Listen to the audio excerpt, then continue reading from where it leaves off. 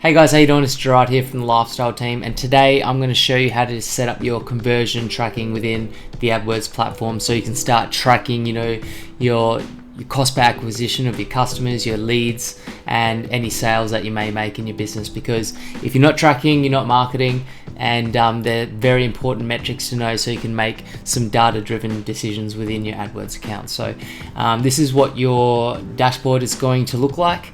If you just hover over to tools and then click conversions, right?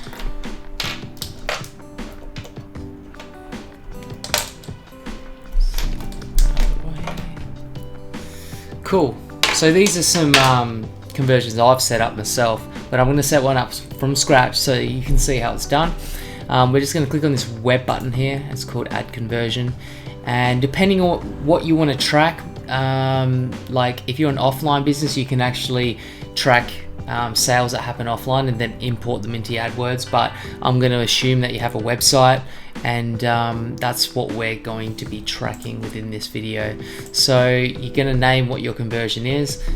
For example, if I am trying to get leads into my sales funnel, then I would be tracking leads, right?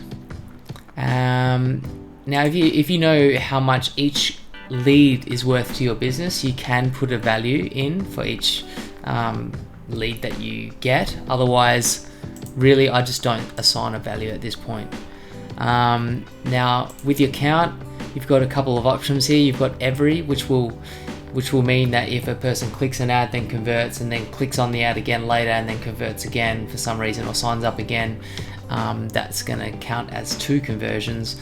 But we're going to leave it on just counting 1, so we're just getting each unique user, so we're only counting the lead once. So as you can see there, it actually tells you if one ad click leads to 3 purchases, that will count as 1 conversion. So we're just going to leave it as 1. Now the conversion window, I usually leave this to the maximum, so I'll put 90 days there, and I think 30 days there. Conversion window simply means from the day they clicked your ad, and maybe they didn't opt in, but then they opted in later, or they make a purchase later, AdWords will keep that cookie on their computer for 90 days.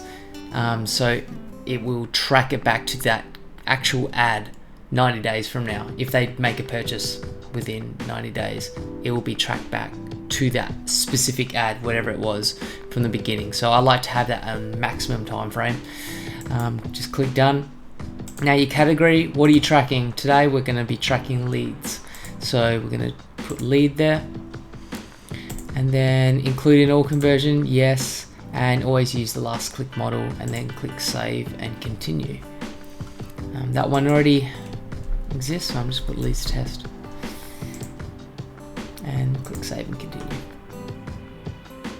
Cool. And then when that's done, you simply get this code here, and then you copy it, and then you paste it on the thank you page, or the page after someone opts into your email list, because we're tracking leads here. So whatever page you're sending them to when they opt in, this needs to go within the body tags of that page. So if you don't know how to do this, call your web developer or whoever that is. But I'll show you just for an example on my website. When people opt into our list, we send them to this page called all set, right? That's what it looks like. And I will make sure I've already actually pasted this into my website, but I'm going to log into my WordPress just so I can show you how we go about putting that conversion code in. I'm just logging in. I'm going to go back to that page. So for those of you who do use Optimize Press, if you don't know how to do this, just type a search in Google, how to insert code into your certain web page, and you should find answers. Just go, well, I use Optimize Press, so I'm just going to go to the live editor. So I'm inserting this code onto the page. So in the page settings, I'll click page settings, and I'll go other scripts, and I can put it in the header, the body, or the footer. And remember, it said to put it in the header, so all I do is just enter and then paste it in there. However, I'm going to get rid of that simply because I don't want to stuff up what I've already got in there. But once you click the save, you can always download this app called Google Tag Assistant, right?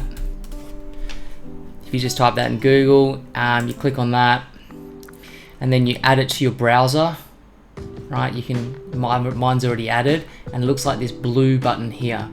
And it's a simple matter of, and it checks whether any pixels that you've put on there are actually working properly, any Google ones anyway.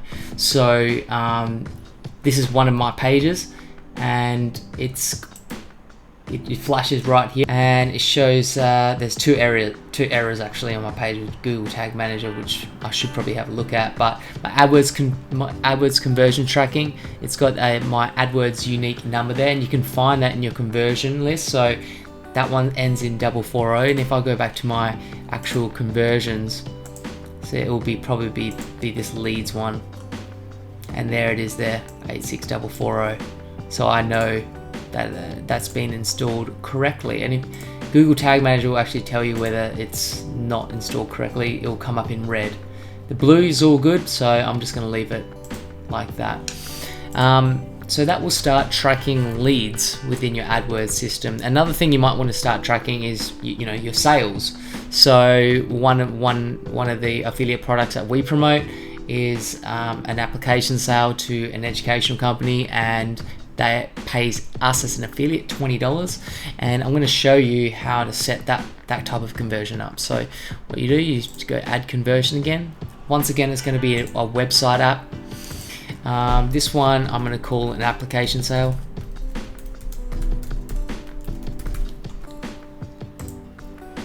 And this is worth $20 to me, because every time I make a sale of that, I earn $20. And then conversion window, once again, I make that as long as I can. And the category this time won't be a lead, it'll be a purchase or a sale, right? You just click done, and then save and continue, just leave the other ones. Cool. And then all I have to do is get this code and put that on the page that the user will hit after they make their first purchase. And if you have an affiliate marketing business like I do, I'm just going to sign into my affiliate dashboard quickly. So one of the companies we promote has given us all our education, 6-figure mentors, amazing company, amazing academy. So I'm just going to show you, this is what my back office looks like. I'm just going to go to my funnel. So if you do have an affiliate program, they should have their own tracking where they have their own funnel settings.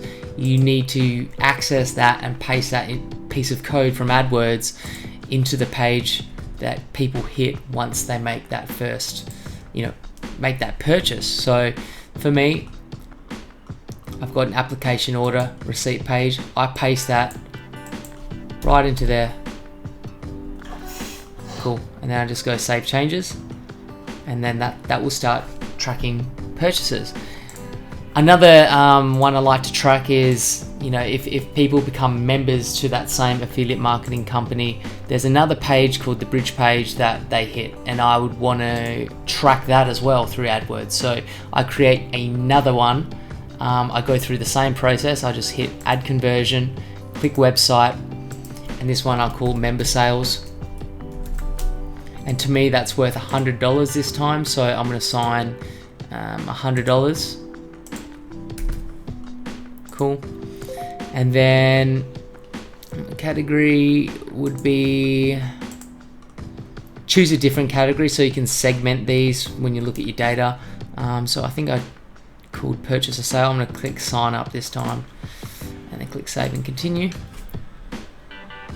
And then you put this code in to the page that the customer will hit as soon as they make that membership upgrade or that second sale or whatever it is your business is doing.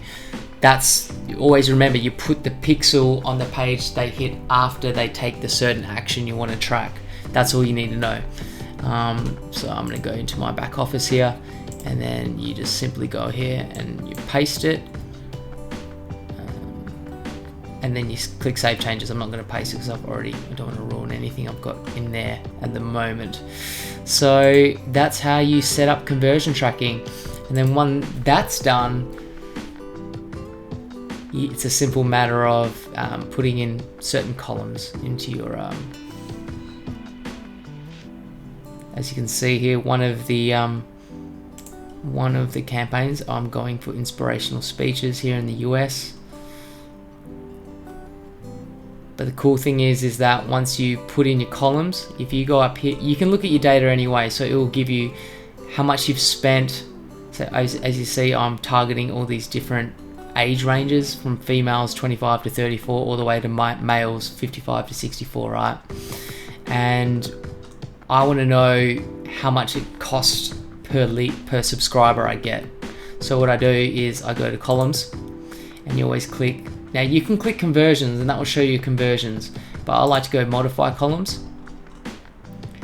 I'll click conversions, and then I'll just simply go add these, what columns, what type of data I want to look at. So I usually add conversions, which has already been added here, cost per conversion, and yeah, they're the real metrics you really know to know for now. And then over here you can adjust how you view your data. So if I can drag that up there, I usually like going cost and then conversions. I like putting view through conversions as there as well. So a view through conversion simply means that they may have not watched 30 seconds of your ad, and they may have still become a subscriber without you having to pay for that actual view on YouTube. So it's just like a bonus conversion. And then I like putting cost per conversion and clicking apply. And so if you click on any of these columns, what's this set to? All time. I don't think I've spent, how much have I spent on this campaign? Let's have a look. I'm going to click cost, sort it out by cost. I've spent $140 on this campaign. And I've got 2 leads, so it's a terrible campaign. I might have to switch that one off. So as you can see here, with these columns, I've spent $140 all time. I've got 2 leads. I can see that one of them came from male 55 to 64 and a male 45 to 54. So I've spent $140, got 2 leads. It cost me $70 a lead, which is not good, by the way. I know that the average customer value per lead that we generate for our own affiliate marketing business is between $18 and $20, and so right now getting them at $70, I'm losing money.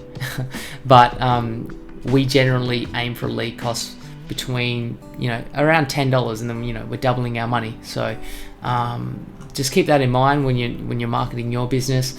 If you are marketing your products, you need to get data first, or if you have stats, go off those, but always know your numbers, right? So like I said, if we're making $20 per lead and I'm getting him for 5 to 10, I'm making over 100% ROI on my money all the time. So always keep that in mind. That's how you can view data. And don't read, I'm not going to go through too much on your view rates, average cost per view, like all this other, there's a lot of other stuff that, as a beginner, you just want to know how much you spent and how much did it cost for you to acquire that customer, and did I make any sales, right? So if I go, I'm just going to click all campaigns just to show you some other data. So as how we created those other conversion types. We created an app conversion, a member conversion to track sales. So to view that through your campaign, you just simply click segment, and then you go to conversions and go by conversion name. If you click conversion name,